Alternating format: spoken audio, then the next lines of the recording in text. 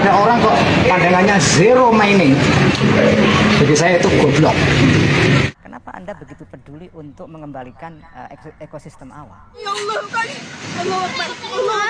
Yang dinilai menjaga kelestarian alam Papua. Nah, kalau ini mah MU yang agak normal lah.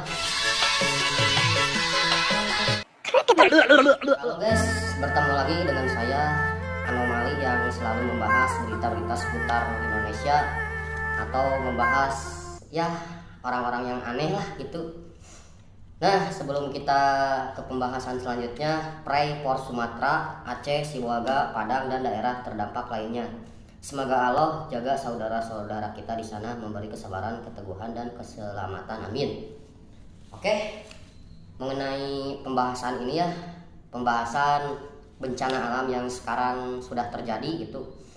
Nah, jadi ingat perkataan anomali yang sangat aneh ya, yang sudah tua bangka. Cuman bagi sebagian golongan orang ya, orang ini diagung-agung dan dipuja-puja guys. Mari kita putar videonya. Tunjukkan satu saja ada konsesi yang berhasil mereklamasi, mereboisasi kembali kepada ekosistem awalnya. Tunjukkan satu aja di mana wilayah pertambangan di Indonesia ini yang mampu mengembalikan ke ekosistem awalnya. Pertanyaan baliknya adalah kenapa Anda begitu peduli untuk mengembalikan ekosistem awal? Astagfirullah. Nah, jadi ingat perkataan jelema eta si aki-aki eta, tapi sumpah greget gak habis pikir gitu yang disebut tokoh agama terus teh pemimpin suatu golongan yang tidak akan saya sebutkan ya, soalnya bisa ngararamut na komen. Contohnya Transmart di demo sama mereka.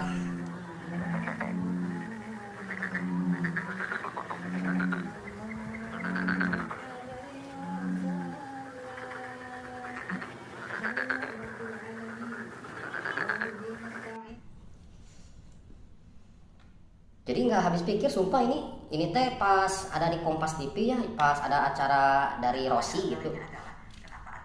Kita putar ulang ya. Nah, di sini nih.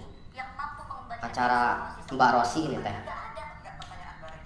Kenapa Anda begitu peduli untuk mengembalikan ekosistem awal? Karena kita butuh, Gus. Loh, maksudnya kita butuh orang iya dan itu bukan begitu. Ini saya ambil analogi lain. Saya waktu kecil di kampung saya menikmati ekosistem yang baik. Pohon banyak, sawah banyak. Sekarang karena pertambahan penduduk, ekosistem itu hilang. Anak saya tidak lagi bisa menikmati itu. Gus, tidak head to head dibandingkan dengan pertumbuhan penduduk. Karena eskapator dengan manusia, emisi yang dikeluarkan beda, Gus. Satu orang, Gus, hanya bisa menebang satu pohon misalnya dalam satu hari, tapi eskapator bisa menebang ribuan hektar dalam satu hari. Itu enggak head to head, Gus. Ini yang saya sebut dengan Wahabisme. Wahabisme itu artinya gini, Rosi. Orang Wahabi itu begitu kepinginnya menjaga kemurnian teks, sehingga teks tidak boleh disentuh sama sekali. Harus puritan. Puritanisme teks itu adalah Wahabi. Asyik hubungan naon ekosistem menjaga hutan jadi Wahabi? Itu ting antara saya yang bodoh banget atau dia yang tolol ya? Sebenarnya mah ingin menyebut aki-aki sumbing, cuman takut dosa jadi nggak jadi lah. Aduh. Nah, saya mengatakan teman-teman lingkungan ini yang terlalu ekstrim, yang mengatakan bahwa saya tidak melihat apa yang dikatakan oleh Iqbal itu ekstrim sih. Itu saya mengatakan arahnya sesuatu yang keniscayaan yang harus dilakukan. Arahnya adalah dia seperti menolak sama sekali mining. Karena industri ekstraksi selalu pada dirinya adalah dangerous dan itu berbahaya. Tuh kan cek si Mbak Rosi emang tak yang ekstrim di mananya? Sungut sia meureun kudu wawalan es krim edan.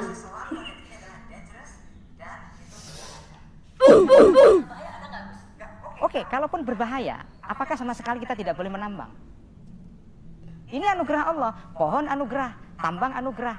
Mari kita lihat kalkulasi. Satu lagi, sumbing anugerah. Itulah, Gus, yang kita minta. Kapan pemerintah mau beralih dari sini? Kenapa harus beralih? Harus beralih, karena kalau kita tidak beralih, kita sudah tidak punya. Bahkan Kementerian Kehutanan sendiri bilang di dalam program volunya, kuota deforestasi kita itu sudah lebih kecil daripada yang sudah terdeforestasi. Maksud saya gini. Nggak ada ruang, Gus. Maksud saya. Ini ada namanya hitung-hitungan, Gus, daya dukung, daya tampung lingkungan.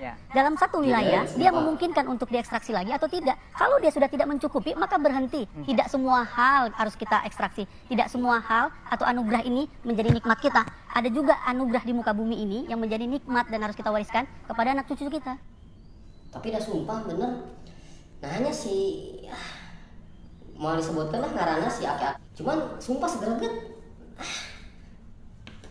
Puntennya kan ini teh ini teh mulut nanya tak sayang kieu-kieu tah. Nah, itu bakatku greget. Soalnya kan si pemuda teh udah nanyanya untuk warisan anak cucu kita gitu, menjaga lingkungan dan lain-lain lah, masuk di akal gitu tong mama Wahabi. Dijawabna teh nah meni peduli cenah, kan efeknya ayeuna katinggalinya di si boaga eta.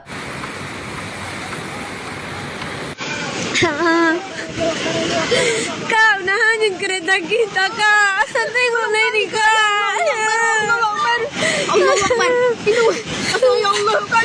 Allah Akbar. Allah Akbar. Gara-gara pembalakan liar kalahkah jadi banjir bandang kan, ujung-ujungnya malah salah tuding. Cenah banyak yang ilegal, nggak mungkin kan orang ilegal atau perorangan bisa membabat hutan sebanyak eta gitu. Itu mah rasuk akal ya di Konoha mah. Ya begitulah kalau sudah dibutakan dengan uang dan posisi jabatan ya guys. Nah sekarang kita ke video selanjutnya, masih berhubungan dengan bencana alam.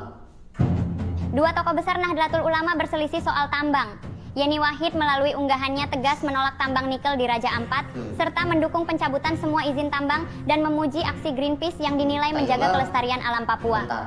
Nah kalau ini mah MU yang agak normal lah, masih normal dan masuk akal ini mah. Nah kita ulang lagi. Dan memuji aksi Greenpeace yang dinilai menjaga kelestarian alam Papua. Sebaliknya, Ulil Absyar Abdallah yang juga ketua PBNU justru menyebut Greenpeace dan Walhi sebagai Wahabi lingkungan, menuding mereka menyebar ketakutan tanpa dasar ilmiah. Pernyataan itu muncul saat isu tambang di kawasan konservasi Raja Ampat sedang ramainya dan jadi sorotan nasional.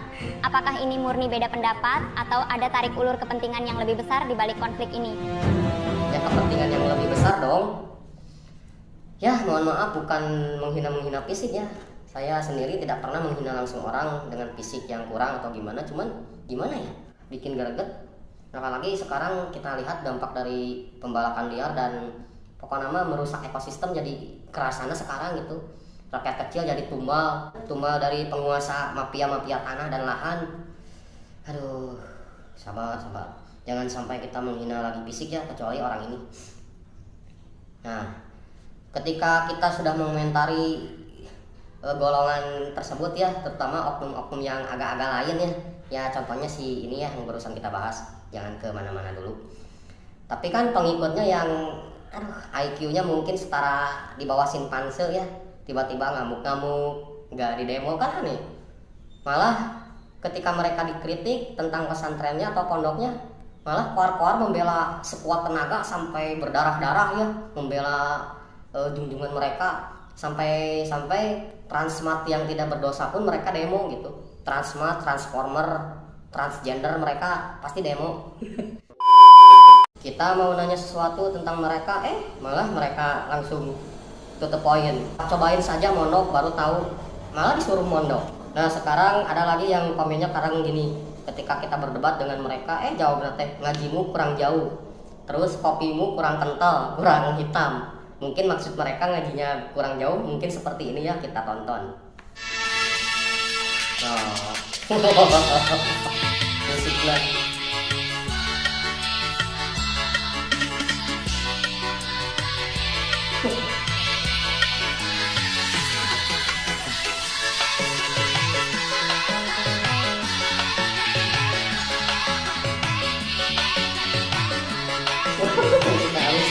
Mungkin maksud mereka ngajinya kurang jauh seperti ini ya, ngajinya harus sampai ke Netanayu. Netanayu edan ya, tingang wae. Aduh, sudah jelas kan ya dari organisasi apa mereka yang datang ke Netanayu dan udah kita skip. Sekarang ke pembahasan selanjutnya.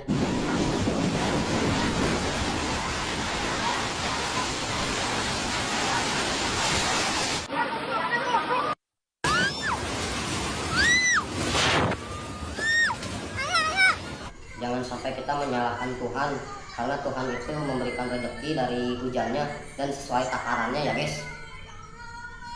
Cuman mungkin penyerapan tanah dan lain-lainnya dirusak oleh manusia sendiri. kudu nama ya teh bangsa ning menteri, bupati, gubernur teh kuduna langsung berbicara di depan masyarakat gimana ke minta maaf atau gimana lainnya pencitraan ngangkat karung saat ngangkat karung. Wah saya sebutkan bisi aya nu neangan urang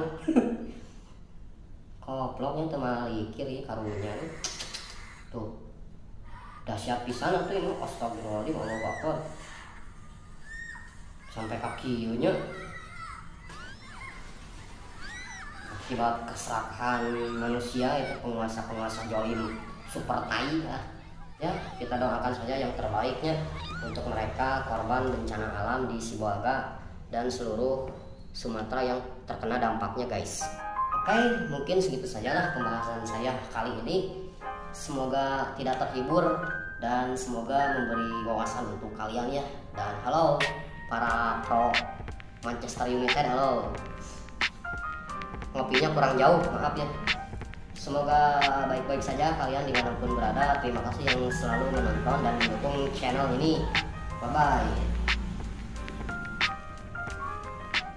Pertanyaan baliknya adalah kenapa Anda begitu peduli untuk mengembalikan ekosistem awal?